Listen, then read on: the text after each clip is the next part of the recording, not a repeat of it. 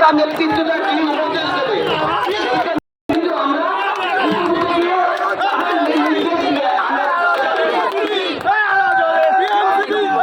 বিশাল বিশাল মিছিল ছাত্র পরিষদের ধন্যবাদ জানাবো তৃণমূল কংগ্রেস পক্ষ থেকে, ধন্যবাদ জানাই বাবু সোনাকে।